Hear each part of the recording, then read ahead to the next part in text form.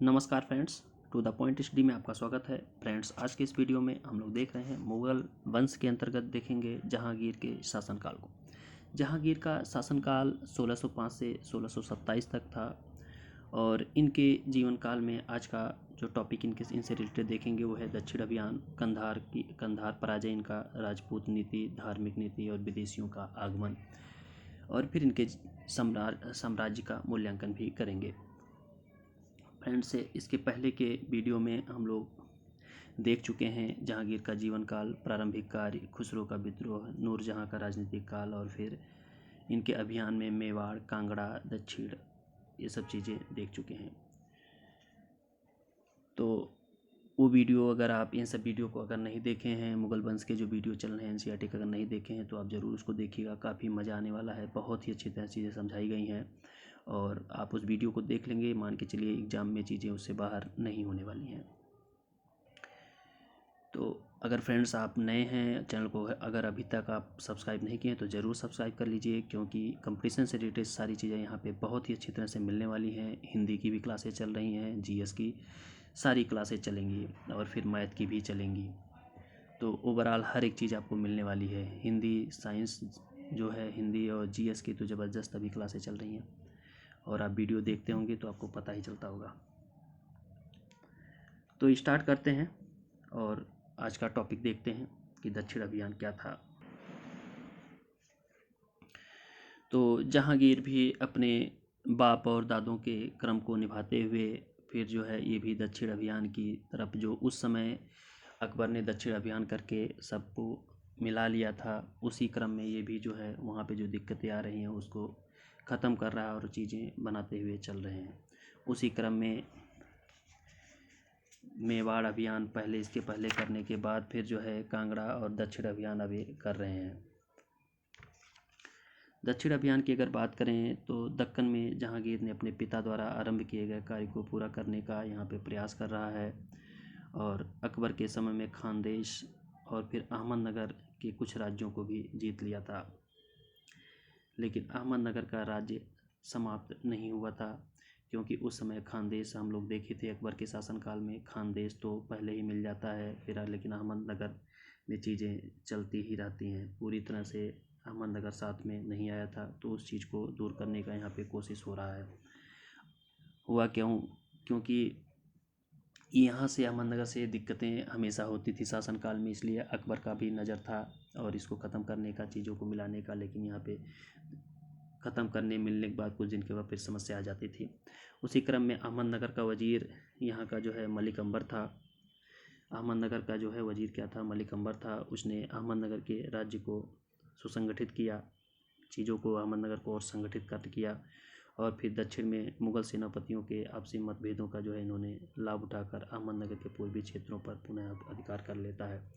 तो अहमदनगर क्या करता है कि वहाँ का जो वजीर आता है वो दिन पर दिन तो अपने आप को मजबूत तो कर ही रहा था, और फिर जो है इनके, क्योंकि हुआ क्या कि जहांगीर जैसे ही शासन बैठता है तो शासक बनता है, इसके पहले भी जो है यहाँ पे मतभेद हो जाता है। इधर मान सिंह, राजा मान सिंह अजीज कोका जो खुसरो का सम्राट बनाना चाहते हैं और फिर कुछ लोग इसको, लेकिन बाद में शहजादा जो है बनता है जहांगीर ही। फिर जो है खुसरो विद्रोह करता है, फिर अर्जुन देव भी साथ आ जाते हैं, सिख गुरु, फिर इनको जो है मार देता है जहांगीर।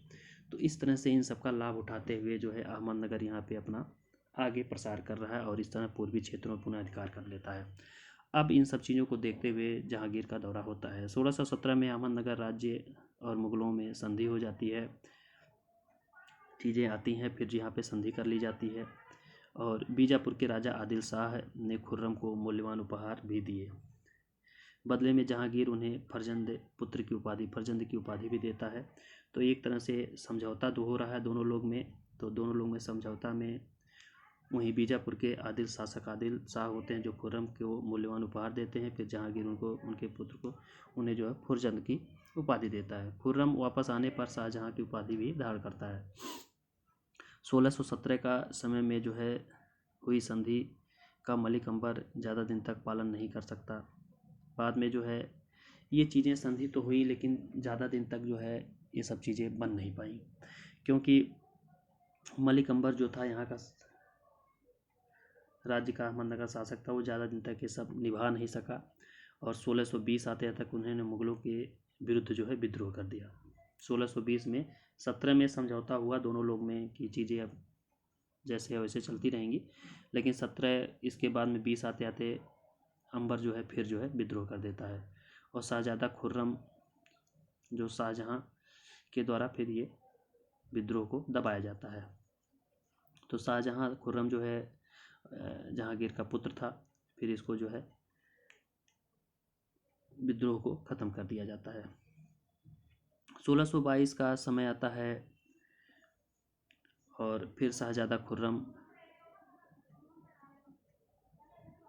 1622 में शाहज़ादा खुर्रम जो है फिर विद्रोह करते हैं। खुर्रम का विद्रोह होता है जिसके कारण अहमदनगर फिर मुग़लों से बाहर हो जाता है।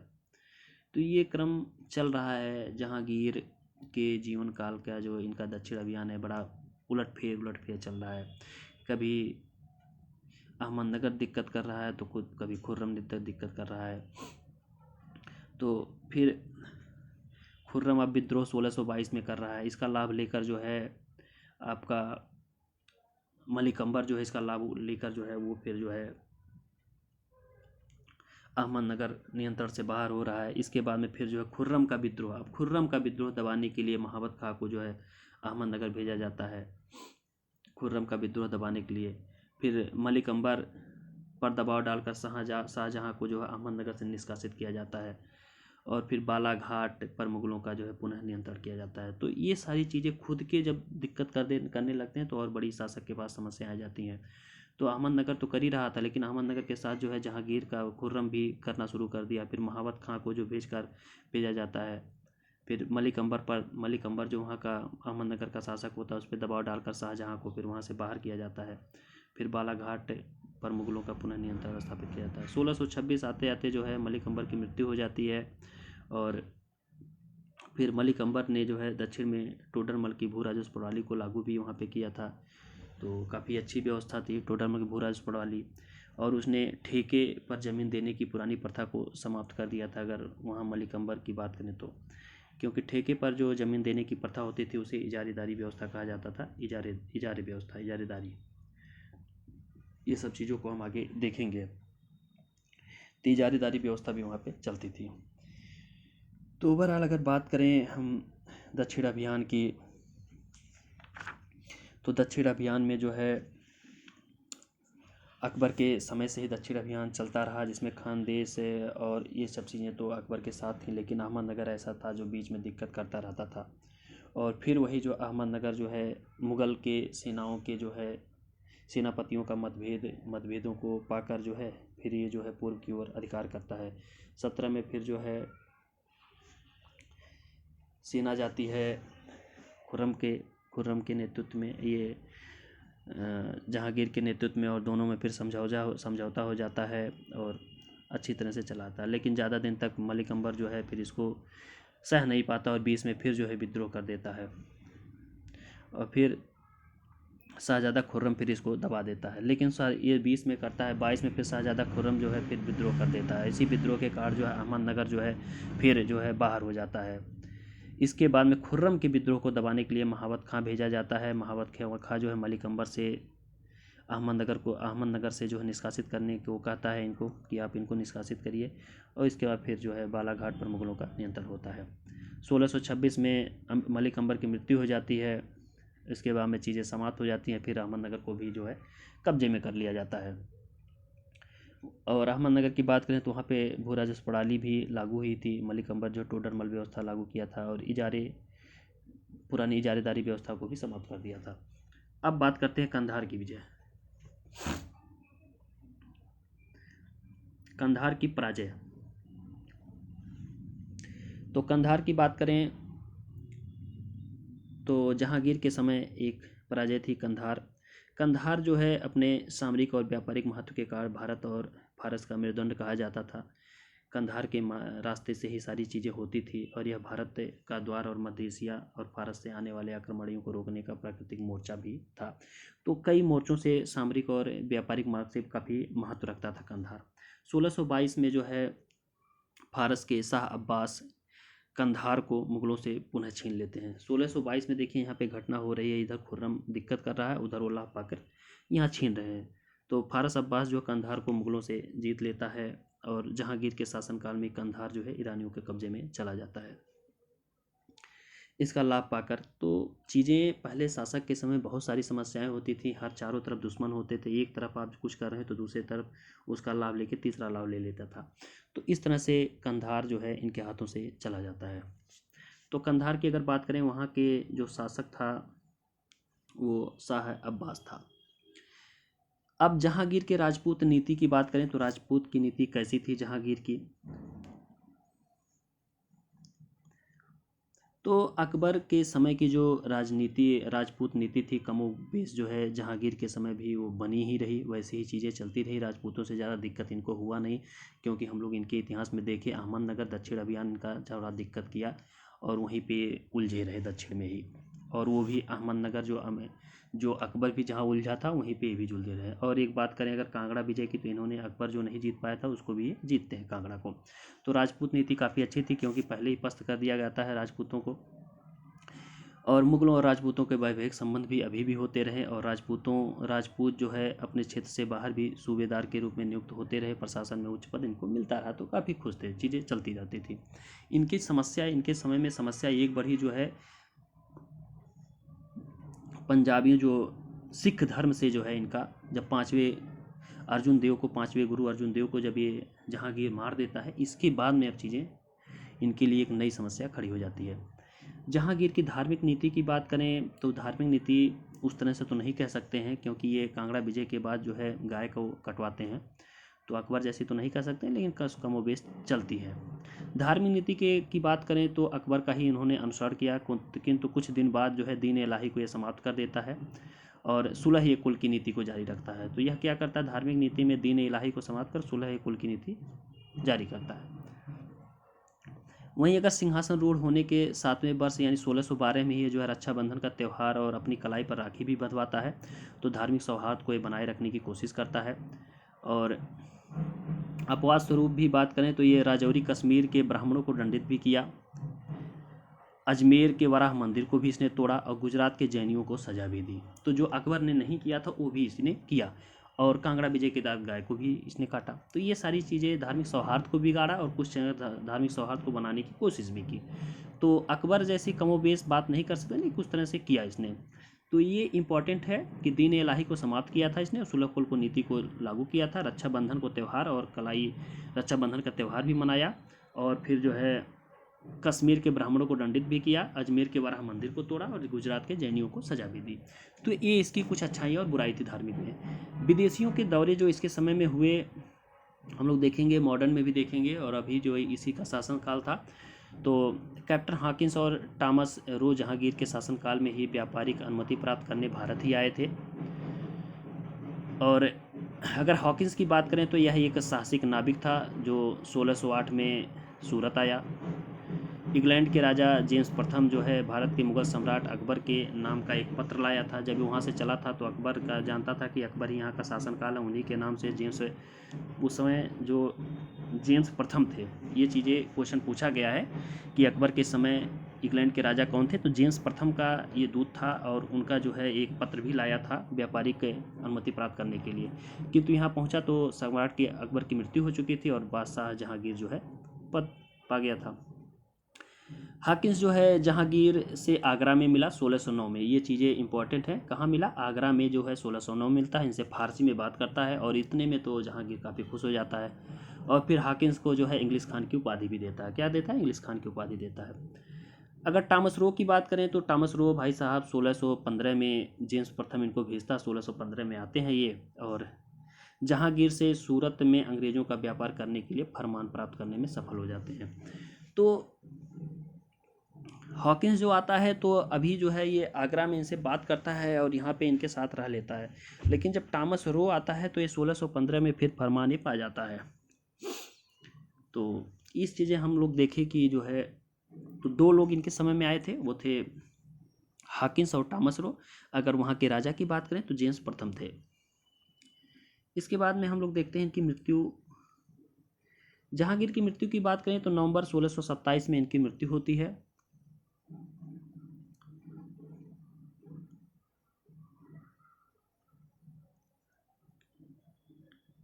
सोलह सौ सत्ताईस में इनकी मृत्यु हो जाती है। भीमवार नामक स्थान पर मृत्यु होती है और जहांगीर को लाहौर के निकट शहादरा में दफनाया जाता। तो अगर हम बात करें कि कौन से ऐसे दो शासक थे मुगल वंश के जिनका विदेशों में मकबरा बना है, तो एक तो जहांगीर थे और एक जो है बाबर हो गए, उनका काबुल में बना है। दो ऐसे शासक थे जिनका काबुल में। अगर हुमायूं की लाहौर में बना है और इनका तो आगरा में ही बना है अकबर का। तो इस तरह से ये दोनों पूछे जाते हैं। तो जहांगीर का शहादरा में है, लाहौर के निकट, विदेशों में है इस समय।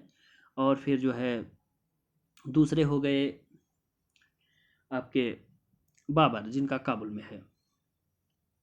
अगर इनके अभी तक जो हम लोग देखे उससे अगर हमको मूल्यांकन करना हो तो हम क्या कर सकते हैं इनके साम्राज्य के बारे में। तो जहांगीर जो है एक पारसी, तुर्की तथा अरबी आदि भाषाओं का अच्छा जानकार था। तो भाषा का जानकार तो अच्छा था ही, और एक कविता भी लिखता था। इसकी अच्छाइयों की अगर बात करें तो यह न्यायप्रिय शासक कह सकते हैं इसको। लेकिन शराब की उसकी बुरी लत थी और शराब को इसने बंद भी करवाया था, और वही जो है इसकी मौत का कारण भी बनती है। क्योंकि अपने फरमान जो इसने दिए थे दस्तूर अल अमल में, तो शराबबंदी भी इसने किया था। वहीं धार्मिक मामलों में वह है उदार हृदय का कह सकते हैं, और 1612 में पहली बार रक्षाबंधन का त्यौहार मनाया, इसलिए उदारता कह सकते हैं। एक चीज़ जो जहांगीर बहुत ही फेमस है, उसको चित्रकला का स्वर्णयुग कहा जाता है। उसके काल को चित्रकला का स्वर्णयुग कहा जाता था। उसके समय में सर्वोत्कृष्ट चित्रकार उस्ताद मंसूर जो थे, और अबुल हसन, ये चीज़ें, दो चीज़ें याद होनी चाहिए। उस्ताद मंसूर और हसन जो है ये जहांगीर के शासनकाल के चित्रकार थे। ये जो है नादिर, उस्ताद मंसूर जो है नादिर उल असर, और हसन को जो है नादिर उल जमा की उपाधि भी दिया था इसने। और इसने न्याय दिलाने के लिए, हम लोग पहले ही देखे, सोने की एक जंजीर बनवाया था जिसको आप बाहर से खींच सकते थे और न्याय दी जाती थी। जहांगीर के संबंध में यह माना जा सकता है कि वह एक सफल व उदार शासक था जो अपनी प्रजा की भलाई चाहता था, और अन्य शासकों की तरह उसमें भी कुछ गुणदोष थे।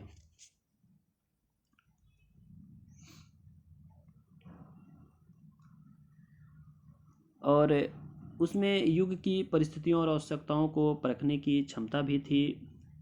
अकबर की नीति प्रशासकीय प्रणाली को चालू रखने का अच्छा ज्ञान उसको था। उसकी कुछ सीमाएं भी थी। वह रचनात्मक राजनीतिक नहीं था, महान प्रशासकीय सुधार भी नहीं कर सका, और भावी पीढ़ी के लिए भलाई के कानून भी बना सके। उसमें अपने अकबर के समान, जो पिता अकबर के समान उच्च आदर्श और बुद्धि चातुर्य नहीं था। ये चीज़ें हम मान सकते हैं, क्योंकि कहीं धार्मिक सौहार्द को बनाया तो कहीं कुछ जगह बिगाड़ा भी उसने, जिसके कारण चरित्र में कुछ अवगुण भी थे उसके, तो जिसके कारण वह निंदा भी हुआ। और जो धार्मिक की बात करें तो सिख गुरु अर्जुन देव को मृत्युदंड दिया, शेख अहमद सरहिंदी को बंदी बनाया, उसने सरहिंदी जी को बंदी बनाया, अर्जुन को मृत्युदंड दिया, दीन इलाही में दीक्षा देना बंद करवा दिया। ये सब जो है उसके कमियां थी। अगर सीमाएं की बात करें तो कमियां थी। ओवरऑल हम अकबर जैसा नहीं कह सकते, लेकिन अकबर के समान उसने शासन किया। तो ये चीज़ें हम आज देखें कि दक्षिण का अभियान, जहांगीर का दक्षिण का अभियान देखे, फिर कंधार पराजय देखे, राजपूत नीति, धार्मिक नीति, विदेशियों के दौरे, और जहाँ की मृत्यु। तो ओवरऑल ये वीडियो काफ़ी अच्छी तरह से चीज़ें बताई गई। आपको चीज़ें उम्मीद करता हूँ समझ में आई होंगी। तो कमेंट करके ज़रूर बताइए कैसा लगा वीडियो। अच्छा लगा हो तो ज़रूर वीडियो को लाइक करिएगा, और अगर तक चैनल को अभी तक सब्सक्राइब नहीं किए हैं सब्सक्राइब कर लीजिएगा। नए हैं तो तुरंत सब्सक्राइब कर लीजिए। और काफ़ी अच्छी तरह से मेहनत करके बताई जा रही हैं, कमेंट करके ज़रूर बताइए। नेक्स्ट वीडियो जो हमारा होगा वो शाहजहाँ के शासनकाल को हम बताएंगे, उनके प्रारंभिक जीवन, राज्याभिषेक, और इसी तरह से चीज़ें चलती रहेंगी। तो इसके पहले की वीडियो अगर आपने नहीं देखे हैं ज़रूर देखिए। मुग़ल वंश जो है काफ़ी अच्छी तरह से बताया जा रहा है, स्टार्टिंग फेज है, और खूब बढ़िया से पूरी चीज़ें बताई जा रही हैं। तो विजय, आप जो है वीडियो का एंजॉय करते हुए देखिए, ज़्यादा प्रेशर लेके नहीं, आराम से देखते जाइए, चीज़ें कवर होती चली जाएंगी। तो नेक्स्ट वीडियो में हम लोग देखेंगे शाहजहाँ के शासनकाल को, और 2-4 दिन में फिर वीडियो ख़त्म हो जाएगा, ये मुग़ल वंश ख़त्म हो जाएगा। इसके बाद फिर नया टॉपिक उठाएंगे। तो नेक्स्ट वीडियो में मिलते हैं शाहजहाँ के शासनकाल साम्राज्य को लेके। तब तक के लिए धन्यवाद। जय हिंद।